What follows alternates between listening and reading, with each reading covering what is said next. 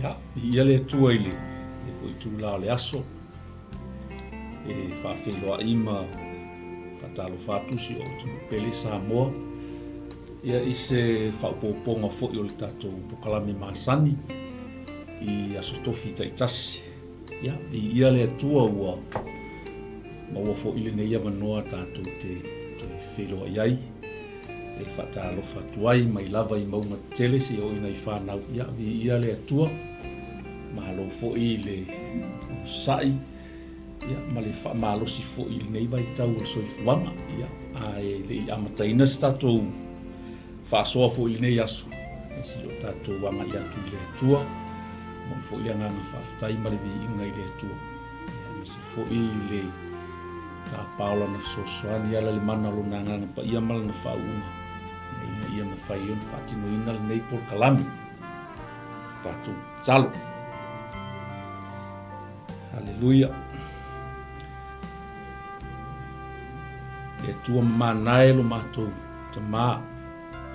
Le lii ma lo matou faola. La ngona yo matou loto I nei tu la le anganga le fia ma le loto faafetai. Ma ua fo I nei avanoa matou te. Faatino ai le nei au unanga mo lau fio tama. Faafetai lo le lei, faafetai lo lofa, faafetai lo whamaonda. Faafetai o lo e malutia le soifua o se o matou atunu. Mai lava I e tino I matou tua I maunga te tele o au na tutofi. Se ia o lava I nei whana. Faafetai tele lava I lo wanga le leitama. Faafetai o lo o whama malu peo awa lofa I lungo na I o matou tagata. So se tafa. O le nei lalo langi o lo au mau ma ngalu e ai. Ma to te tali tonu whaatasi e leo mawhai o na e tu la fo ina I matou. Whaaftai fo I mo le nei avanoa le atua o matou maua. Matou te whaasoa ai lau upu. E ala fo I lou fina ngalo whaalia mo I matou. Whaaftai wa matou te tali tonu e lai lava se poto e lai se I loa. Ai pe tai o le soso ani silia lo nganga pa ia u mo fai e un fatino le nei au nang fa mo lalo fo ia fa mangalo I matou fa mangalo si o matou tunu e si la fia le atua me o lo tu o e lavo le atua lofa te sila mai malo lofa ia Samoa e mai se le atu nu ato fa mai matou lo toto pa ia Yesu Kristo nei tai au la au ma le loto ma walalo ma le whaaloalo I lua nganga pa ia ma lau whaunga le nei tai au. Ia e soso ani mai le lufi o lau upu tama. Ia alu ma le mana lau upu whamunia foi so o se tasi o le a ma whai o na mafuta mai lunga le nei porkalana. Ia o atu ia I lo walofa ma lo wanga le nei. Sau foi le nei ala leo. Whamanuia foi le nei TV tama ua whai ma au wala e momoli ai lau upu. Lana pulenga e mese fo ia la to uma o auto va mai e fola la le tu ia ia whamanianga talo lea e bala au tua I lo swafa Yesu Kristo. Amen.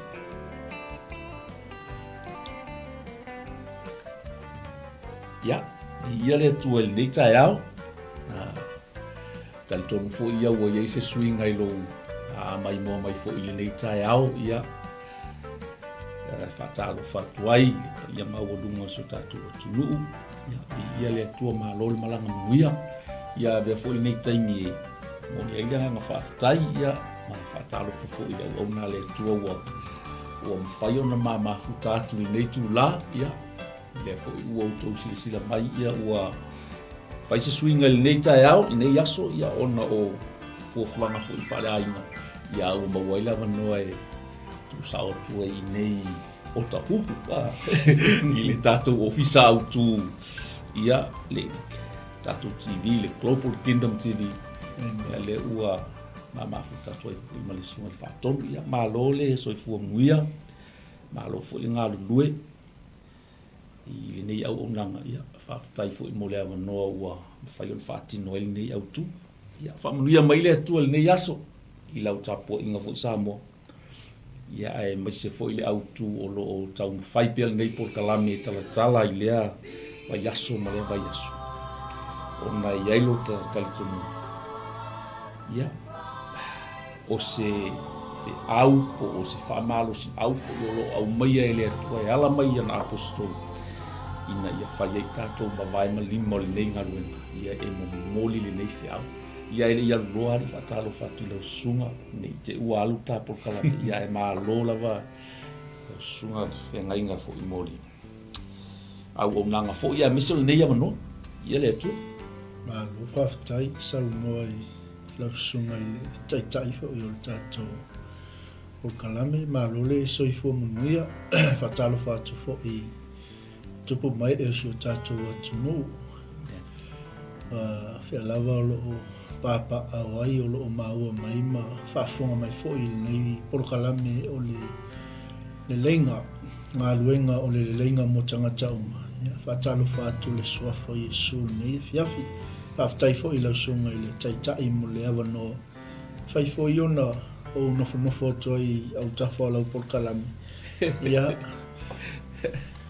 whai fo i se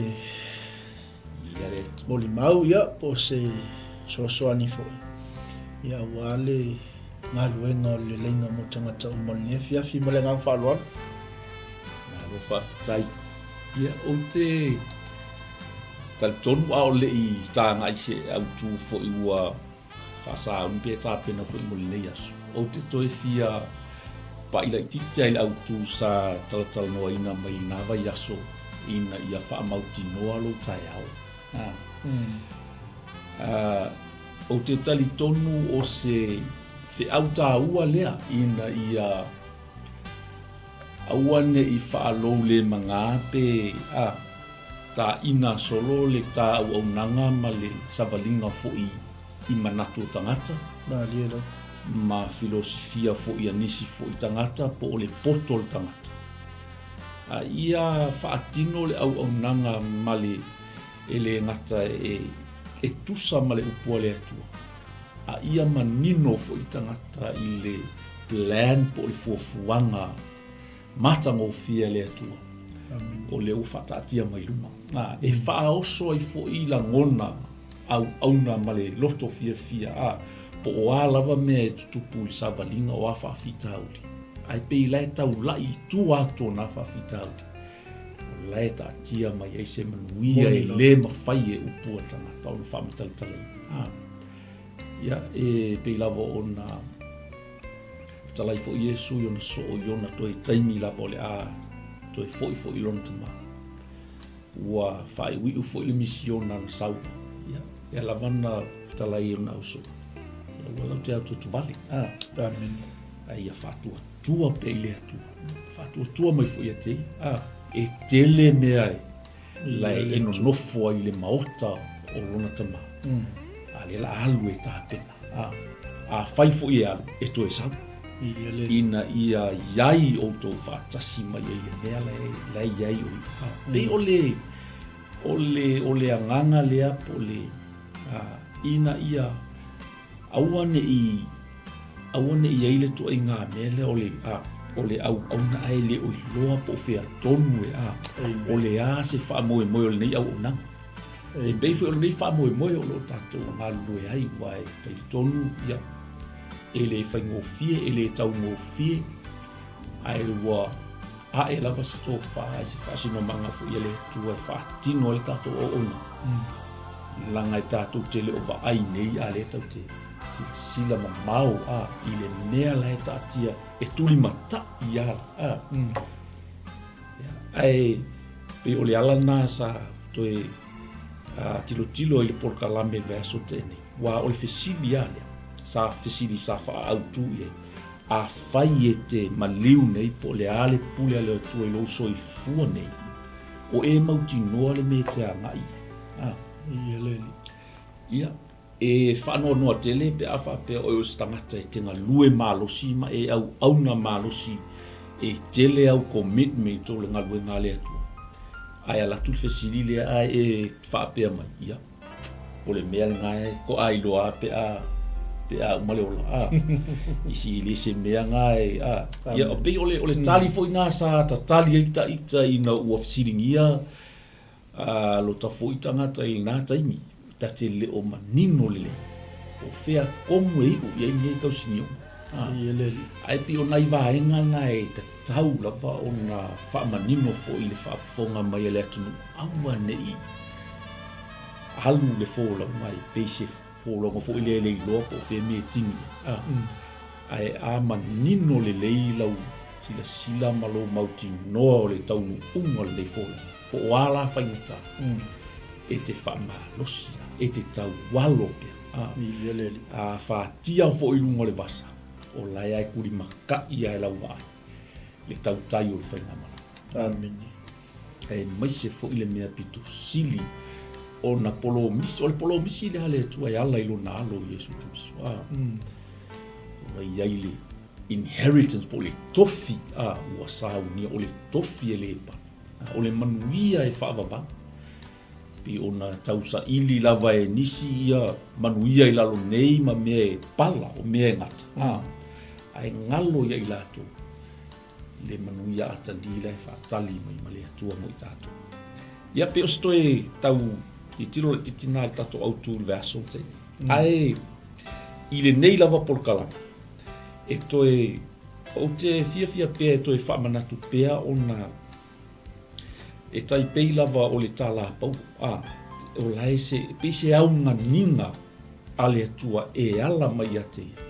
ina ia avea i tatou o se galuega po o se responsibility o leu atuina mai so se kerisiano faatuatua i le atua ina ia faatinoina le galuega le o leleiga e alu e tau mafai atu i tagata e tatau ona e toe foʻi ina ia faia se lua leleiga ma le atua auae lausuga e faafeagaina mai ana faapea e leai foi se tafesootaʻiga lea ma faia e le atua le leleiga lei o tatou loto mo tatou ola e lē maua se tatou fesootaʻiga lea ua tatou galulue faatasi ai auae e lē mafai ona lua galulue faatasi ma se tagata e lē tutusa lua loto e lē tutusa lua visiona po o le vision ae pei ua tuufaatasi tatou e le atua e tatou te galulue luga o lenei tv ona e kasi ar kaulaʻiga le kaukikilokilo ia ona i maimaua kakou kaimisesina ia momoli i tagata le faaolataga na saunia e kemiso ma le auala e toe faalelei po le ā la le mamao ma le loloto o le olaga ua oo ia le tagata ae a manino lana vaai i le mea na faia e kemiso ma le leleiga ua saunia e kemiso lea la e te toe fiafai taua i ana i upuia mai le tusi lea e tateleʻi neʻi le a faamai le tālapau le lua kolonito le lima o le tusi autū foʻi na lenei polokalame e faamanatu pea faamai le faiupu suma le lima na maliu foʻi o ia ona o tagata uma magiga o leleiga na maliu keriso ona o tagata uma ina ia le usitaʻi pea o e ola iā te i latou lava a o ia o lē na maliu ma toe tū mo i latou o iwa le fai ai so kaloko po se mea ka ke mangao a ua faamaua lalo lo talo ua tatau ona o tatali le vala au le faamaia ua le koe usi ka ia i kakou e ola ia i kakou au ua iai le gaugaukaʻiga le ia avea ia mai koe aso loo kokoe o le ola e faaogā i mo le ua kele kaimi ua kele kaimi i le aoga ua kele aso le aoga ai se afa mai ia ina ia tatou le koe usi kaʻi ia i kakou lava a o ia o lē na maliu ma toe tū mai mo i tatou o logo ia e leai la sesiga saugia le leleiga le o keriso e ala i loga maliu ma lona toe tū le fa mai a e faakuakua la ia i le mea lena ua e faaolaina ma i le faigofia o le feʻau a o le afa mai na maliu mo tagata uma he die for everyone o ai ala lea e faalogologo mai pe mo foi se taimi mulimuli na maliu iesu mo e leʻi maliu iesu ga o le au isala e lupe gaʻogi se faapokokoga lega maliu iesu mo tagata uma for everyone Whamai le whai pes furuongo, o lea la a mata loa lana tau tala la iti whamaia. E pes suma le ono, o le nei, e a mata I nei ona po, o na matou le toi loa se tasi I la le tino. E ui lava ina I loa I mātou ke riso I la le tino, a o le nei mātou te le toi loa. E whai lau sikau awhla I titul whasa moa I le whai upule. A lea lau whai tau ina I whaperetania. Pia kau mangingo E malam, whamai. So we have stopped evaluating others from a human point of view. Pe lau ki lopula ia o lau sunga whawhene. E le ka kaua ukoe, e wale upule I o le evaluate. E le ka kaunga whaia lau judgment ia o e po lau wa aia ko fo ia o I lau wa ai wharakangaka. Langa ngai whamaia, so se kasi wa ia keriso, o le kangaka fo, ua mawai ka ngaka kuai, a ua whaafowinga mea uma. E ka kauang whape ngā lau kilo o oe o le kerisiango I lesi o uso a kerisiango. Po le a lau wale kūlanga sa ola I le ngaka ma le o langa wasa ka kūola uma whape ngā. Le o langa pa a ma le o langa le anga sa ka koi o le taimi. E whai I le lua le leinga ma keri, so ma e whaakua kua I longa ma liu, ma longa koe kū. Whamarikala la poskoro o oe o le kangaka fo. Wa ma vaea, lea lau whamai stop evaluating others from a human point of view. Wa le wa ai anga le kangaka. A whaapea fo se kangaka sa wa ai sa mafuka I mua, a koe wa ai u whaola ingala, au ke wa ai kua. O lai au ke I loa kua longa o langa kuai. Lea lau whamai la posu ses, ka ofi mea nga, ka ofi. E le o koe kangaka kuai le kangaka la. Se ua umang whaamangalo Yesu. O ila oe ke chachi ngai pea nga ua mangalo. Ua mangalo ngaka. O le kala mua ngā paulo le whamai Whamaia e pei foi o ngā I le wa aia kangaka I ake liso le keiminga sau o Yesu. E le eisi ea, whamaia. Saulonga mu e ke ema. Even his own people, they didn't recognize him. Ele I loa ke enga ele I loa. Ale alal mea kupu munu. Wa ke ia sau ese ale Yesu le Amen. Lea life of Maya. At one time we thought of Christ merely from a human point of view. How differently we know him now. Ma wa ese ale melu ale wa vea matato whātuatua. O le ala le o le whaola kanga le ua kako ai ai ngai mangu ia ongo ke miso. Ia lea la, ia, o mai lo whai pesu malifiku.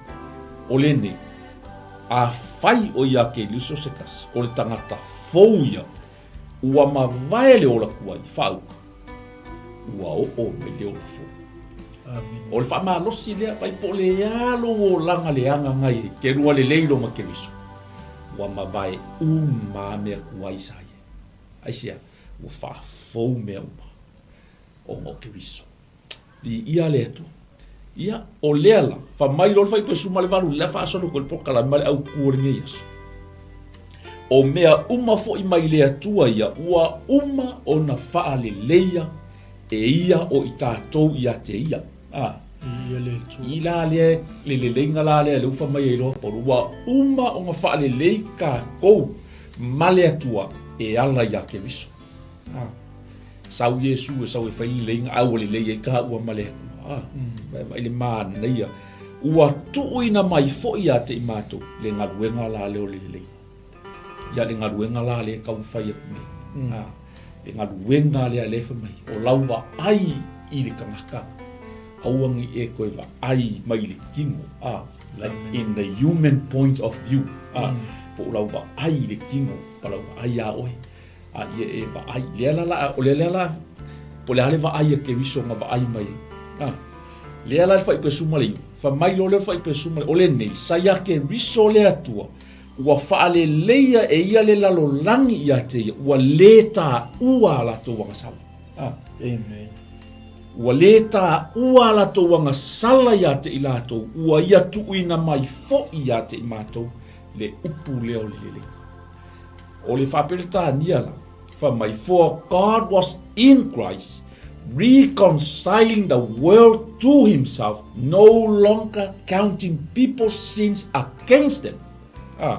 Weva aila le ngai jau le ile va ai ka ngaka ile sika ngaka se o lai kuai ile va ai mai ale tu fa mai he no longer counting people's sins against them. Makuale ai maso se va ai mai ale kuai ki oi. Vai le ngai jau le ngalu ngale o le ngana fa ye ke biso. E va ai mai ile tu ya ke oi, you are a brand new person. O mea leanga uma nga maliu lo ko ku keliso wa mama uma le record solo wola nga ngai le la mangi ngwale fa mole va ai mai paulo le va ai mai le ale ele o countinga ele o countinga pe fia se lau mafe ia o mea se mangi o mea se nga fa nga nga fa le le ke viso fa mai le tala paulo va ai mai le atua he count nothing on us wa ima. And he gave us this wonderful message of reconciliation. Ole me fo ina te fia langa ile saus ele not just a message, it's a wonderful message. Ole alonga manga. So ya ale manga ya ri ol vai mele tuari makua brand new aka. Hallelujah. Pe kali kongu ya. Pe e fa ku longa maliu male manga ko e fa ku ele tu. Pau wale nga. E kele ka wale fai me sau lo pe me ku pe se kele ko kongi ele le lenga le pe onga kau ma fai ngu ma fio anga kau fa le le ala I fonga e ala I sala ku inga ku e se ko kau fa le le e se se o fai le se me a ole le lenga le nga lo fa ku ua ma e fa ma wala lo le mali o ke kali kongu ye lo fa ku inga le mano le tu fa mai o ke le matama sila mai lo le tu so all a brand new car me wale ai ma se me ko counting o ile ko counting ngai fa ai uma ya le kusinga fa mai do focus a wa ole na le lo se anga sala na faia o ye le tua manga sala mo I tātou ina ia avea I tātou maami o tonu ale atu wa vaila o ye le manga yo le mele nga uma vai mai ale atu ya o pasi le vai ale atu o feme o pasi uma ia ila le records le anga le o ka sala o fa uma o fa anga sala Yesu longa winga wale vai mai le atu ya o vai sa o longa o va ai ku longa langa ave fa kau ese wa ava ku maka masala ande umai maka ma records le anga o ka langa ngai ave ku uma fa mama a ua le male ya di ya le tu mo ko fo ila iki ya pula ia lunga a sunga mai ai le le fai punga lo se fu so we are Christ ambassadors God is making his appeal through us. We speak for Christ when we plead, come back to God. Ol fe aula le a fai ke lo le ile le ma ke miso a fai ke le mau ki ngoro ka ya o pe fa ku o pokala min nga va Yesu ol kau alanga al pokala no le sa ko e fo ima mi ya le tu alo sa ile ai ke le sa ma se kau e ke le kau walu se loku ke le e le fa pe o fa ya ku le anga me a ke fa o le fai ngo fi o le fa le lenga na o lo kari kongu mai fa tu ile alo le tu di ia le tu ya me ke o walu wale la ka ia ai pe ese me ke fia fa o popo mai le vai ngale o ko fa ngi ngo ka tu o suma feni malo fa tai fo ile tu fa la suma tai tai o ko kala tai le se vai manino ma me o mai le fa longo foi mal tutto al ne fiafi le foi una folasia le savali ma le Galuega le lenga mo tagata uma le fiafi ai la tsalto no la suma au vai le nei savali o se it's a kingdom message o le savali o le tala le lei o le malo le tu le anga o le pe e laua lunga i le tupo le malo le nei savali lea ua matua i ufiuf pea ona e tufa fo in faasoa le nea fiafi. O ai leo tatou mau ai le lelei. O ai leo tatou mau ai le leleiga ma le atua. O Iesu Keriso, le tupu o tupu, le alii o alii. Pea lau le winga leo o le faasoa fo le nea fiafi, ai le itoitu ina atu le wanoa wa le sivaenga o tatou pokalame. Ao whafonga mai si o tatou atu no pele o Samoa. Whapea fo i le au kerisiano ma le au whaatua tua. Ia ulawa ia. This is a kingdom message. Ele o se sa valia se Kalesia. E kalesia. Ia po ka ua fo. Ia, amen. Po se tangata. O le sa valia o le tala le lei o le maa lo le atua. Le anga o le o ngā totonu ma laua lunga Iesu Keriso. O ia na tau whaalawa au lunga o le sātau. Na le sila mai ai le atua i o tātou whaale tonu mo tātou. Le anga e peona e sau noa ne fiafi. Au man mui ale loto fo i whaalongolongo i le tatala ina. O le ala e linki le si tātou pokalami no o tuwhaifo. O lea lawa ia te tātou lewa noa. We have the privilege. A whata oto la fesili. Mō tātou umalawa. Tātou lewa tu ina mai ai le Galuega. Lewa e lena e sau noa. O lea la sa umea o whai mo le maa lo lea tu. Lea ngā le whai mai whai upe luasfu. O tātou o sa vali a Keriso. La ala ufautua mai Keriso i le nofo ali o lontama. Le i tūtau matau o lontama. Ao ila le ufaua ua Galuega o le lele. Pe o le manuia na le loto nia fiafi. Haftai fo i la songa taita i mo le avanoa. Le ufasile fo iau i atea. Po le hasa umeo fai i le avanoa wa tuina mai e tama. Tātou te whaawawina i Galuega o le leleiga. Mo so stanga tala. Ai se le mana i o whai upuna na e sau noi e. Mai ua tuina mai. Tuina mai fo i ata i mātou le Galuega o le leleiga. E whaaso solo mai ala peonga e tufo nefiaf. E se le matango fi. E peo se la ngona na i ata ulawa ia e sosoani e toi fo le tātou pokalame. This is a kingdom message. Samoa, Kerisiano, e le na o se sa vali mo le neitu o sa vali mo Kerisiano uma. Whanau a le atua. Whanau a le tupu. Aloli. Maafa fino le tupu. E tātou te tala ina pea Galuega. Le ana fio mai Iesu i lana misiona ma amataina. Wana i tūru Galuega. Ia alu pea Galuega. Ma le ngang whaaloa. O le tūlanga na pe una utau abatu. Le wha mai le wha upu e Paulo. Is a wonderful message. Amen. Pe ilaona e sa o le leia. O le whiau le an malo. Langa e mana o mia o na wha ato a tele malo. Wha le lei tangata anu o le malo. Ia, a mai ala si o tatu o tunu e whai mata whata ita. O le asa u wa i atu le malo. O iai se le leinga i le malo. Ia, tatia ia la le leinga lea wai umato e wha wau. O le vala vai o tangata. O le asa usila atu Samoa ita i o se o tatu o tunu.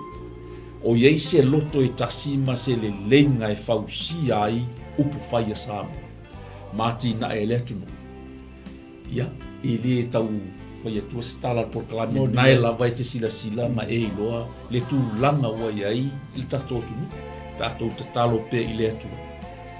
Ai, whai mai le whai upu le tu sila le roma le se fu. Whai mai awa a whai ua le lei i tatou ma le atua i le maliu o lo nalo. Ina o whai i tātou mona fili, e matua whaola ina lava i tātou i lona soifua, o i tātou wale lei mai. Lea lana umana whaale lei i tātou i lona maliu. Ko e kūlo le uto e soifua mai Iesu, lea lau wha mai e wha pēa fo. ona matua o upu fa mamafa ia o na matua whaolaina i tātou i lona soifua. Whai posu maltasi, aele ngata i lea. O so so mai e ngai saua, aele ngata i lea. Ua tātou mita fo i lea tua, ona o lo tātou wali i o Yesu Keriso. O ia, ua tātou maua aile nei le lei. Wow, ia le tua. Se o le mea ngai mika i o karuku. Hallelujah. A vea le nei fe au o se mitanga, e ke ngā lue befa o whak, a mau ki ngolo kai au, e ke ngā lue fia. I le eise mea e ngaka ailo oli e ke ngā lue mo le atu. E umanka o langa o le fesili lea, e ke le ngā fesili e fo i kangaka. E ese ngolo au ngai le atu, amalo le au ngai le atu. Ia e umala kari ua o isi ka kawhape, ka kia ngā mea si ka kofi o kipe mo i ngā mea. E le sia u manula u manatua. O sio u anko lea sa ta o tol falma. E o lea i umana. E nake tu sia se e le whaalinga na ave i le tu. Sa mātala no. O lau mea lo whala na ave ino ua ma ave ila api mala upe. Ina ia mawhai ona ia tu sia tu se whaalinga po se mea na whailoa. O le winga la ua utaha ua ile vahenga lea lau sunga whenga. O le wha mauti noa ina lea, o lo tātou taunu unga lea tātou te Ona, o lea tātou te talatala mai le upua lea tua. Ai mase fo i tātou whaalongo i niso moli mau sa whapena, ona ave fo i le langin whaamata i le taunu unga lea tini e le tātou wholo. Ai o lea fo i e intangata na ave i le whaalinga. E whaamauti noa i bea, ina ia oana i e fesidi. I tā ua e alo walu lea li i pēlea. O lea e sea o ngā o le nā mea tau te vevesi mai ai. O le nā mea tau te tau mawhai e tā laina. Ia leo whamai paulo. Ona o lo tātou wali o Yesu ke o ia ua tātou mau aile nei le lenga. Ua mātou mita ai fo i lea. Ia vea mamika mikanga. Ia le. Ia vea mamita mitanga. Mi mika pea lisi ka ngaka male lalolangi mea mika a o oe le kerisiana. Mika i lou whaola tanga. Mika e kau le maa lo le atua. Ma e mi mika ke sau fia i le atua, ma e aunga fia i le atua. Ia, ai, o lea la ta o atu mai ka, langa lea ka kau wha ka kuri fesi. E iei se ngoro aunga i le atua, ma lo le aunga i le atua. Ia, ai la asu e ka kusi langa oe ri mai kol tangata aunga i le atua. Nai nasa oe ia langonga le ngami. Kau su e ka kusi e kari e ngā fesini wai. O le asa o ia wau, le wa tali fo le wala o le atua ma wha tino le nei au wala e spread up wai le malo le atua ma abatu le tala le le. E iei se i pai tau o kutatu si le po le asa o ia langona le nā. Aftai, matango fif sili, mai o le au nanga i le atua se mea sili o na tā ua ma pele le loto. Amen. Mai moni ma wha maoni e le afionga le atua le na e tofai nei. O se mea ua whai ma mitanga i ata ita le au nanga i le atua. Pe a wha, pe tim, pe luka le fōlaunga, le ai o lo o matua i 𝗚𝗚𝚙𝚢𝚅 ale loto. Ua whai o se mea ka ke mika. Ua matua i le ise mea toi whaalawe ina lota o la au auna i leli. Le anga o le wala walunga i lota loto. Le ngata o le Galuega o le leiga na tāpena e le atua mō tātou uma. Ia leo na maliu. Ia pe o la Paulo. Ia ise si me kaunga o kako mika i tau o sa tau o ke usa. Ia mau tātou o tangata ua whaaso o ina. Hei lo ala le so o moni e au na fia. Ia po a mea o ona o mea whaingata. O whai a le au nanga i le atua o se mitanga ia te ia. Ia la unga ia tali pupu atu. Ai le whaitau ina le upua le atua. Amen. La fai umal fenga kuai ai. Mai lo malaki le kusi ile. Ta pule to. Ua outou fai ane fai pesuma le fa. Ya fa ka mo fai pesuma ko. Ua outou fai ane e lea o ngā ona au na ile atua. Se a fo se mea ua maua ina ua tatou tau sisi i ana sauninga ma tatou wheoai ma ofu ele lea i luma o au. Kusape o le ua fesiringia i le nguu ia le. Le au nganga i le atua ma le for me whaperitania. You have said terrible things about me, says the Lord. But you say, what do you mean? What have we said against you? You have said, what's the use of serving God? What have we gained by obeying his commands or by trying to show the Lord of heaven's army that we are sorry for our sins? E kau le mo fa fa sa mo ai kai pe o le o fesili ngia i le ngu le se ngole au ngai le what's the use of serving God? O le ale au nga au ngai le tu. Amen. O le ale me ke maua mai lo si kai i fa ko nga po le tu. Amen. Ya. E ke kaliau. Ai koe kali yale le perfecta i le kusi yale. Yeah. Le ala mai fai pesuma le lima. O le nei, ua tatou faa amu ia i e faa maualulunga. Wati na e foi e ua fai a mio leanga. Ua latou tofo lava i le atua. Ai sao i lato. Ua ila le mele, ali mai. La lela fai kau fa pertania kau mo il va mudi. From now on we will call the arrogance blessed. Wa ka ur ka ngaka por ka ngaka nga le angor ka ngaka manguia. Te ai ka mo ko kau. For those who do evil get rich. And those who dare God to punish them suffer no harm. Amen. E folinga pe o le mele le wa le ngaka nga fesidi. Ali o le a ele au ngā le au ngā i lea o le asika ko me o maua mai Moni lau le fa mai o le ngei ua kako wha amu ia i e wha maua lurunga po o le ua wha mangu ia i ka ngaka wha maua lurunga ua aki ngā e fo i e wha ia mio leanga ngaka mio leanga they get rich ma wha mai ia wala ko kofo lava i le atua ai sao i lato.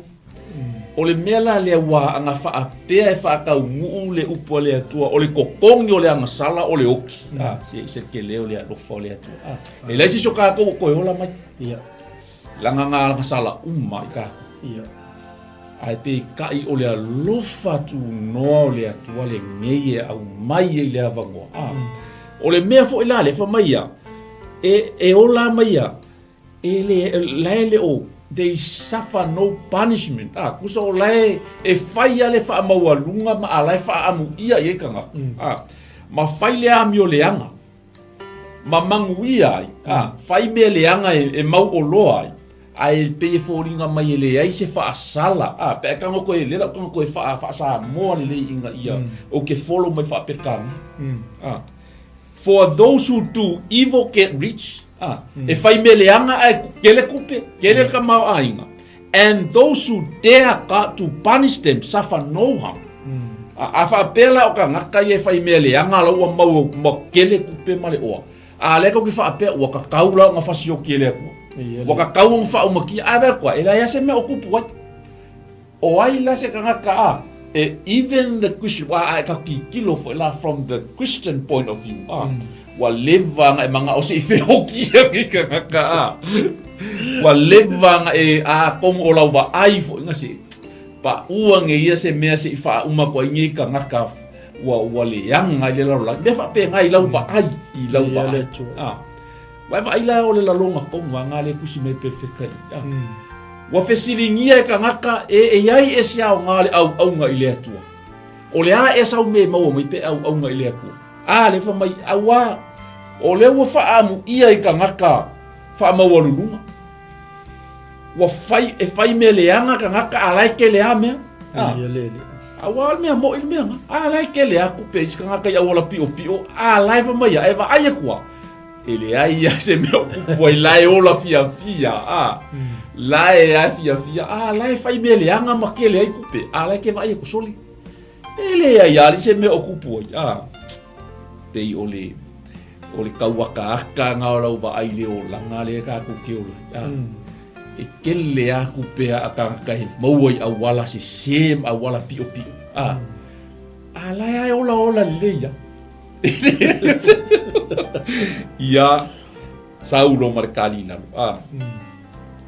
mai lo fai posule olinga ona fetau tala ilea o na mata tau ile ni ala o kala ngolo ala kamaye maka ka fa mai wali liu mai foi ele li ona fofonga ma wa fa fofonga mai mangkuala le ngo fai aku or ka kova ainga le yesa ka ngakai fai ngi mele anga ile ku malako faiangi kaupulpule nga pong ka ingale yang ngai kong le kong okay lo olau va ai nga sa mo ke va ai ko how come se olai piangi ka nga ka ngol fo ngai le ala fe meliang olau fa masingonga nga ai ese ale va ai mai le tu le ala o mai le fai pe suma le pe o le kalkala ngoa ngai ke si yango ya ngai ka nga ka makaka u le fo mai ona fe tau tala ile o ena mata ta u le ali ona li liu mai mai uali liu mai fo ele li ona fofonga ma ua fa fofonga mai ona tu sia lea o le tusi e fa manatu I ona luma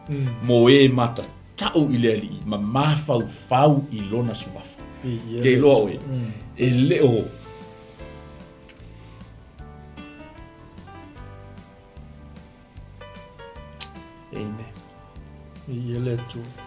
e leo tutuli fofonga o le atua. E leo tau waso fofonga o le atua I lau au nanga sa. Oe na te matau I le atua. Oe na te au na I le atua. Au na pea malfa mao. Nga lue pea malfa mao. Wa va ai le tilo tangata ye va ai to tangata lola. E ma ofa tangata I le fai me le anga tangata e va ai kwala ola le leia. Lai kele ala ko me ola le leia. Ai kelo, lai sila mai ale tua sian fana. Ye mata tau le tua ale fa mai tala. Mai wa fa fonga, ma wa fo mai ua li liu mai fo ele li ona fo fonga ma ua fa fonga mai. Ona tusi lea ole tusi e fa manatu I ona luma. Mo e mata tau le li. Ma fau I lona suafa. Amen. Ke lo o ai ano ina le suafa le. Ma e au na le suafa le ma e ola mata u le suafa le. La e fa fofonga mai le lang. E le o pou liuli le lang I la wo ona. Mai fa sau kalasi I kau. Ia le tu. Lo fa so sumele taicha yo pokalami. Me le ke usiano o se lui tau fo ilea po o se whaamawhana whananga fo ilea mo tātou. Amen. Lea ngā o le tupu le teimini nei, o lea fo I e whapena lava o na e moni ale upo le atua, o le mama, o le elea, o le palpala. Ma tau pea o ile atua, au noa pea o ile atua ma le whaamau. Aisea, lea ngai whaafufunga ina e le atua, le alanga al tangata, ma tau ia te ia. Ia le tatalo al tangata e ma tau I le atua, e li liu mai ona fufunga. A mea e le tutuli e whaafufunga ina e le atua, e li liu mai ona fufunga. Tangata e wala au atu le suafa o le li.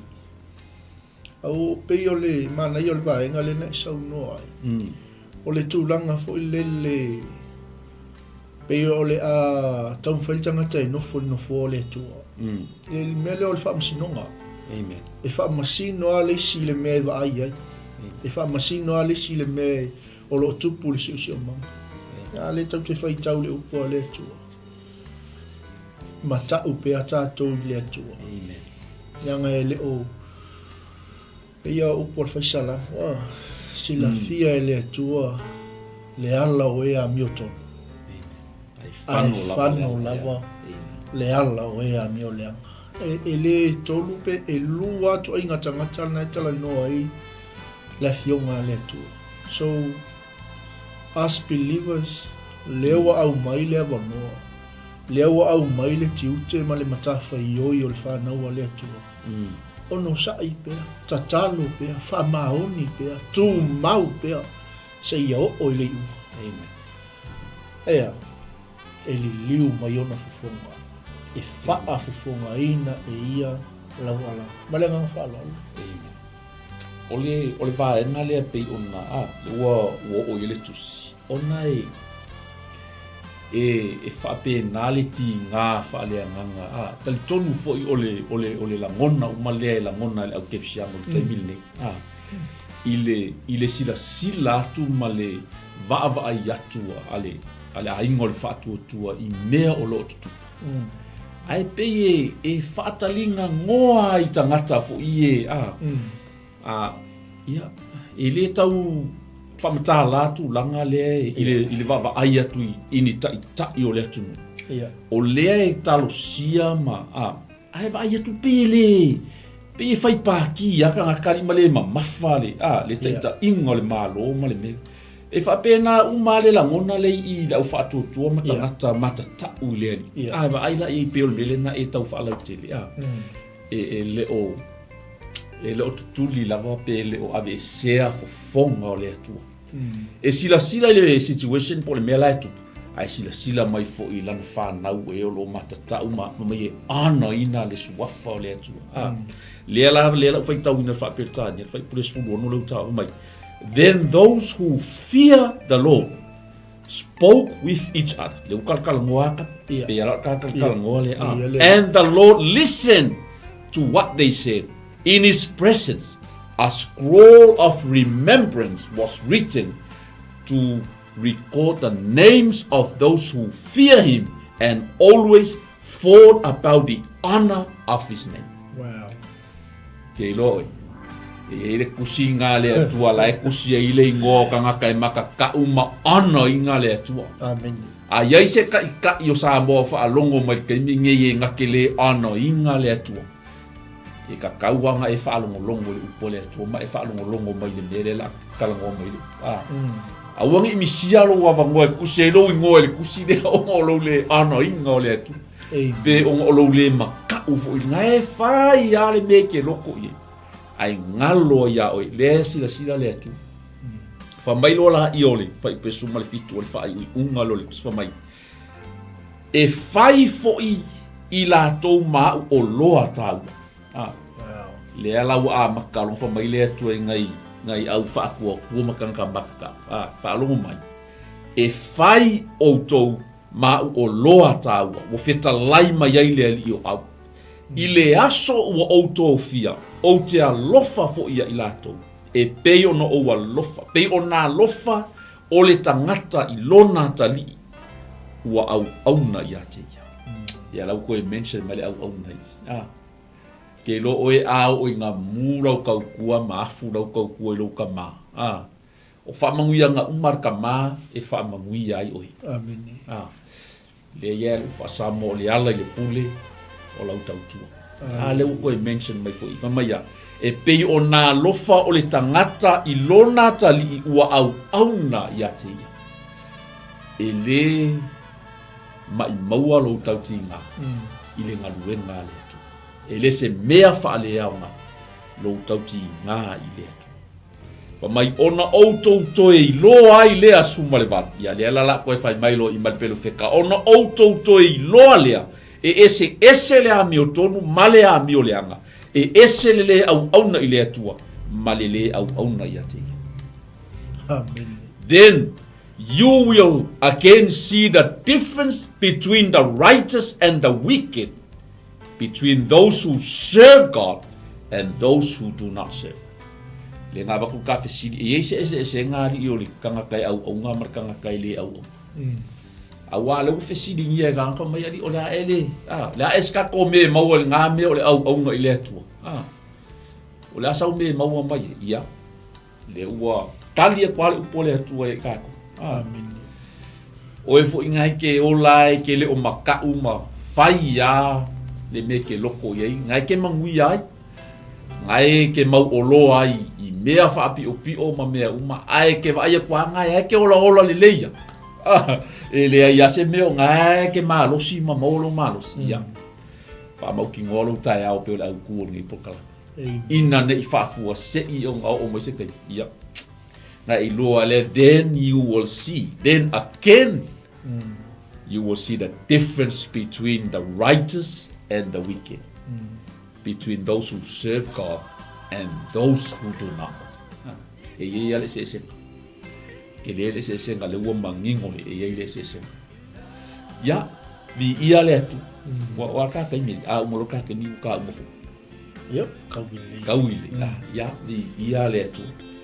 Ya e ke le se a u ke manga. Ya o ngore kai mi fa kula ngai. Ai e fai u toi le mapo kalambe le yaso.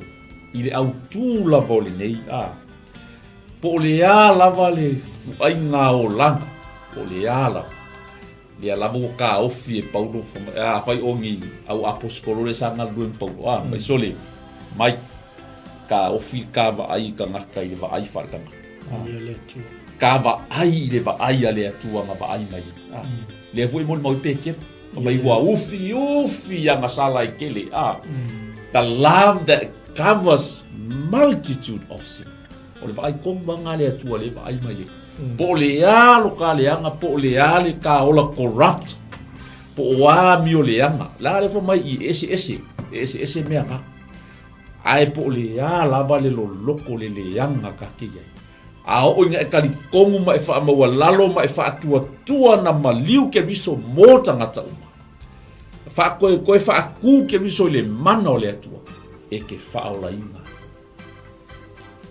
E whausia e se lua le lenga ma le atua. Pea e kari kongu ma e wha atua ia.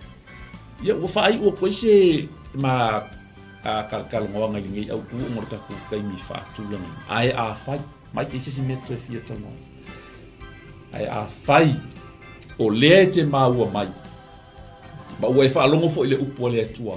O nai lava ke ola le lei ngai au mea ngai whai. Pei le o pei lau va ai le o i di ase me o kupu kas ole o langa nga sa ka ko ia e fai ale nga male ngei fai ale o langa ala ia malos la ia e mawale me ai molo le fa penga umale la ngonga le kongo le kusilia i le kilo mai ale au mata ta u ile atua mai ana le suafa le atua how comes sa kam ko fa fefea nga ola le ngi ka ngaka e fai le ami o le anga ma fa mawalu lunga i le atua e fai le ami o le anga ai kele ala ko kupe ma mauolo fa fefea nga ola ngi ka ai la e fa fo fonga le le atua i loko ngai ka ke lo po le a fo i lo le anga po le ale kulanga ngai i lo so i fua ma lo o le va ai le atua e va ai le atua i lo ngalo fa amen. E va ai mai ale atua i lo ngalo nga fo ai mai inga ia sau nia se le lenga moia a e mana o talia le fe au le ne yaso ma e mana o e faise lua le lenga ma le tu ona e muli mai le ai upo le nei talo e o foi na pea le nei talo i fai ungol tato por kala ia ina ia fa pe na ona tu watu wailo wola ya ke biso lefe mai paulo tu si sa mata tato por kala ni le anga so se tangata ya ke biso se o ya ke biso e ma vai ai le olanga tua ai fa fo wina i me ona e muli mai le upo le talo le fa ta talo mai lo loto a to mal fa mau o laula va talo a le ola u te ta ina yo muli mai upo le talo le tua le tama o te ta tino i lo ngutu o te ta tino o au o le tangata sa wa o fa longo i lau upu le nei taia whaalunga le upu le I le leleiga ua e saunia I le leleiga ua e sau. e ala I lo walo pele o Iesu Kristo. Ala I lo walo pele o Iesu. Ua ou whaamaua lalo I le nei tae au. O whaamaua lalo. Whaato ese I oulunga. Whaato ese. Whaamole mole whaamangalo mai au le tangata. Whaamole mole whaamangalo mai au. Au te whaatua tua I lo maliu ke biso. Au te whaatua tua I lo maliu. O te whaatua tua na toe whaatuina oe I le mana o le atua. Te whaatua tua na toi whaatuina o I le mana o le atua. Ma o talia oe avea mali I ma whaaola I lo ola. O talia oe avea mali I ma whaaola I lo ola. Whaafetai Iesu. Whaafetai Iesu. Ua o whaolaina I lo walofa tuna. O whaolaina I lo walofa tuna. Ono Iesu. Amen. Ono Iesu. Amen. Ia ia le atua a whaisa e tataloina le nā tatalo mai le ta ele o lou loto whaamau. Ia le atua. I le vaaia le atua o oe o le tangata fou iona. Ua mawae me atua. Ua whafouina mea umayala I le alofa o le atua. Whamonia mai le atua. Sa moa I o statou pol kalame nā po le whaupopoina fo le nā tatou pol kalame o le leleiga mo tangata uma. Ia a pule alofa le atua tātou te toi au lia le nāwai aso. Mo le tātou whelo ai fo I nunga lava nei po kalame I le taimi lava le nei. A mo le taimi nei, ia whaftai tele lau sunga I le whengainga, mo le nei amano. Ia whamnuia fo I le atua le au nanga le nei TV. Ia ai maisi fo I le mafuta mai o na malu so tātou. Tō whawha soi fo ia, whamnuia atu le atua.